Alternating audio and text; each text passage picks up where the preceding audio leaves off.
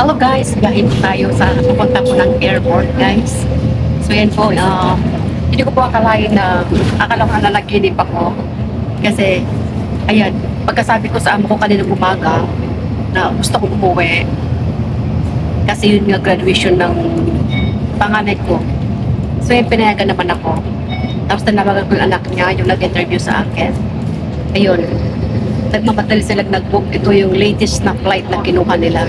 So yan po, pupunta po ako ng airport at mag-check in ako ng alas 12. So yan guys, may unexpected trip. Hello, Mika love shout out. It's my little June trip. It's an unexpected trip because this morning I just told to my boss that I want to go home for just 4 to 5 days. And then I called the daughter, the one who interviewed me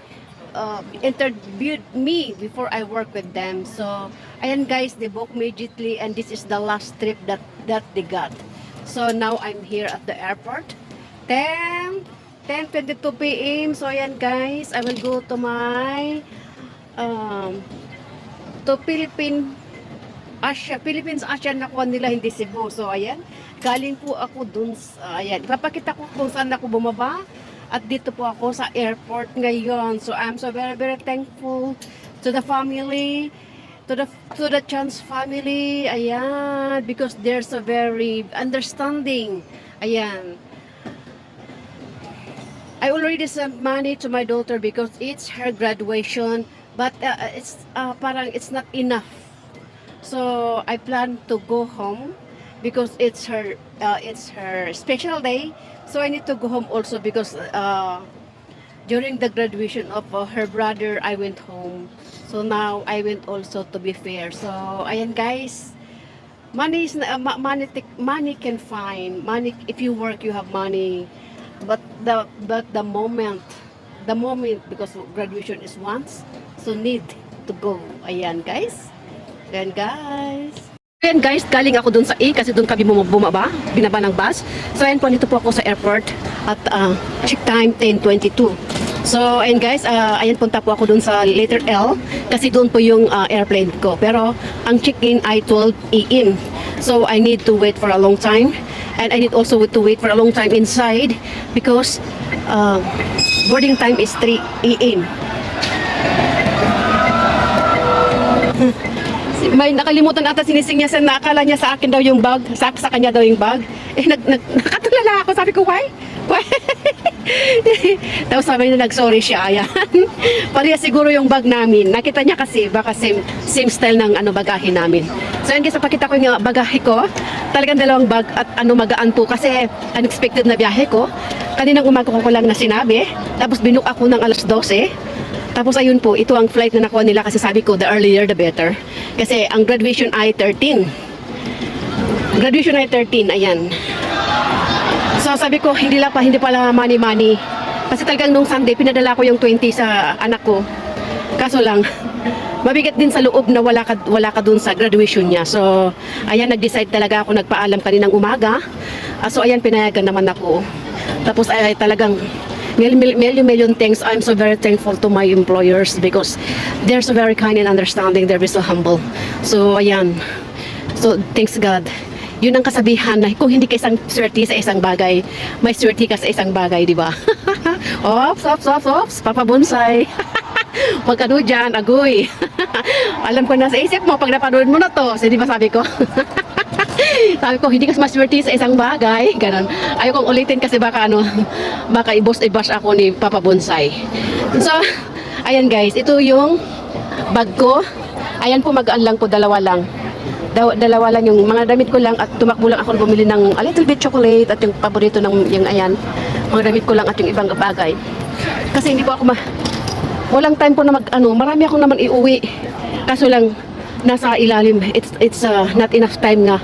It's not enough time to ilabas ko po yung mga ibang malita ko para ilabas ko yung iuwi ko. Di bali naman at yun naman ay ilalagage ko sa box.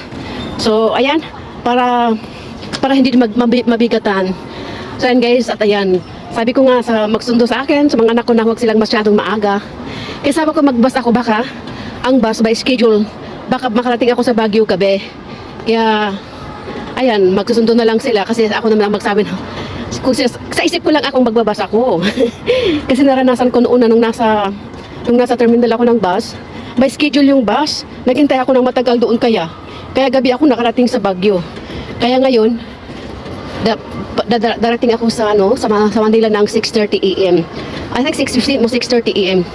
Doon ako sa Manila kasi ang flight ko is 3:40 yung departure at 3 AM yung boarding time.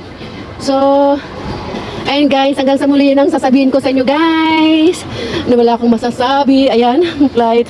Subukan ko naman mag-flight ng early in the morning, early. Kung maganda yung flight sa madaling araw. Ayan, Godiva Coffee. Pwede kayo mag-Godiva Coffee dito. So, ayan, dito ako. Dito ako mag-ano mamaya. Pero punta ako doon sa upuan. So, ayan guys.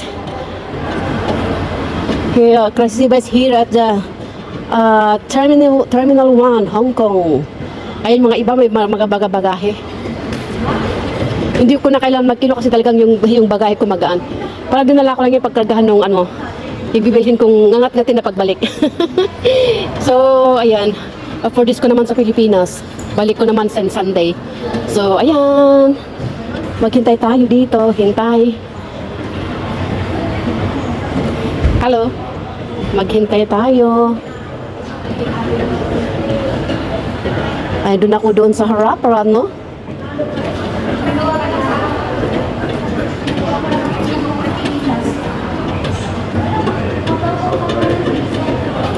Wala pang tao.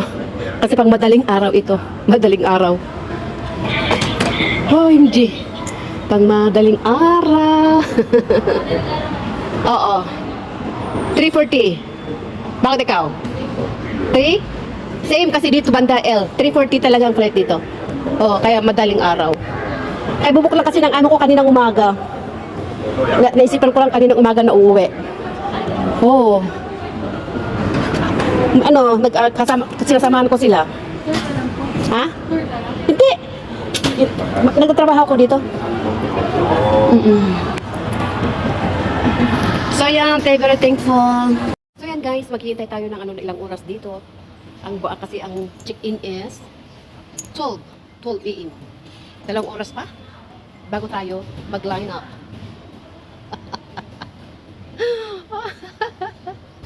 Wala lang para maging hindi ako maritos.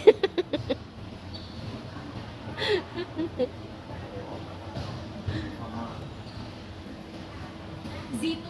Yeah, Sito 1269. Oo. Oo. Same pala tayo. Oo.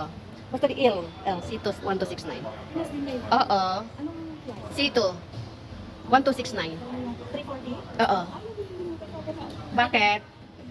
Dito ka upo ka. Oo, tatlo na. Oo. Naliligaw ako. Bakit ka naliligaw naman? First time kayo nagbas ako. Hindi, tingnan mo lang yun doon sa may monitor kung saan ka banda.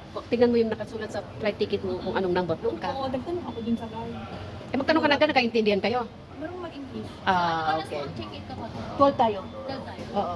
Tapos ang Kasi boarding. 3 hours before. Sa loob, 3 PM ang 3 AM ang boarding. 3:40 tayo lilipad. Hopefully wala pang So yan guys, at yung mga kasama ko na mag-flight din guys. Ayan. Oh my God, you are a vlogger. Famous ka siguro tayo. Ayan, no? First time lang lang tayo parang to kill time. So yan guys. Guys. Bakasyon ba? Oh, Ilang- first time bakasyon. 1 month. Wow. Almost lang pala. Kailan balik mo? July 8. Ah, 1 month, no? ikaw? Hindi emergency, ano lang. 10 days. Ikaw din. 7 months pa lang ako. Ano bigla ako. Hindi, graduation kasi ng anak ko. Hindi sana ako uwi kasi parang mabigat sa loob ko na hindi uwi. Saan ka sa Kaya Pinas? sinubukan ko yung amo ko kanina na uuwi ako. Nag-book naman ako agad kaninang umaga. Anong alas 11? Kinausap ko ng alas 11, binook nila ko agad. Tapos ito yung flight na nakuha nila. Kasi gusto ko 11 kahit night time or early in the morning. Ito rin, latest daw na flight na nakuha nila nakahapon sila. Kaya, very thankful. Dapat ako pa, kasi bagong dating din ako ng D5. Kababakasyon, nagbakasyon ako 19 days. Kasi kasal ng second yung bunso ko. Tapos, ayun, 1 month na ako. Tapos sabi, in-advance ko yung asawa ko ngayon. Okay yun, kasi din mangutang ka, no? Oo. Ay, buti mabait si Amo. Sabi ko, nagtataka ako, dinadala ko ngayon 20 sa anak ko. Pang ano nila, kasi absence ako. Kaso kahit pala nagpadala ka ng pera. Mabigat mo sa loob mo na ano kaya. Alam mo nila, dapat sila. Hindi, magsundo sila. Ay, naman. Kasi pag sasakay din ako ng bus, baka gawin ako. Kasi yung bus naman saan may schedule, Baguio ako. Ikaw po, Isabel. Isabel. Sa Kamanas, ay, malas ka sa Kamanas! Luna. O, di ba? May kasabay na ako mag-taxi. Ay, hindi. Ito nga. Basta Connecting ako. Ay, hindi ako nag-connecting. Kapag yung pabalik, hindi pa balik ko connecting ako. Ayun, pabalik. Kaya madaling araw kasi gusto ko straight na. Kasi Straight na. 3 hours ka lang maghintay sa Manila. Ayun, nakano yan. Nakano si Papa. Sawa ko. Taga ng ay. Joantina. Makayanan yan. Ako kasi 2 years din. 2 years din. Ako 7 months pa lang ako. Uy, bakit ka nag-emergency? Hindi kasi yung tatay ko. Nangyari? Na may may lung cancer, stage 4, nung February namin na nabigay mo na siya. Yung parang mahina siya. Baka uwi, di pa naman ano. Alam nga naman, uwi ako pagpatay mo. Hindi ko na mayayakap. Ah, imag pa ka din. Punta malagaan ka dali. Oo. Gusto ko yun. November lang ako. First time. At least pinauwi ka ng amo mo. Kasi binira yung amo mo talaga. Kano nga ilan year? Ako kasi niya ay tani. Kasi sabi niya ako nag-tour dati 3 weeks di Wednesday. Jai. Ano ba napatanda? Nag-cruise na. Nag-isama. Tapos, Ano yung amo? Ano yung amo? Puti? what did Chinese? Oo. Nakita na video rin ang anak na dati naglalaki lang ng mababag dyan. Mm. Ako tumano lang sa amin ko na. Mm. Idi kasta ni Miyerkules, mga pinatibigat niya ni daw. Mm. Ako na kumano ko ulit ko na. Mm. Ulitin ko na, kami anak ko. Mabalin naman kumano kayo, kaya na kami Pilipinas nila kami sa kahit pa. Mm. Pero ako muna, nga ang concern na time history of the Mm. Tapos, ang ano na naman, eh, kasi na, panghinang, kung kahit na saan ang awit ng matayin, hindi ako maarapin. True. Kaya naman ako. Ay, kung na-out ko, marami business ko kami natin. Business, mabigatan na sa kadari mga message ko. Ano pinayalo na ka? Okay, yes, yes. Timbog na ka. Right, mate. Hansya na book at ako Gusto na nag-book. Sa, Kasi ka? nag-online kami. Gusto mo 600 lang gamit ko pa sa akin. Bakit or? Hindi pa umilang.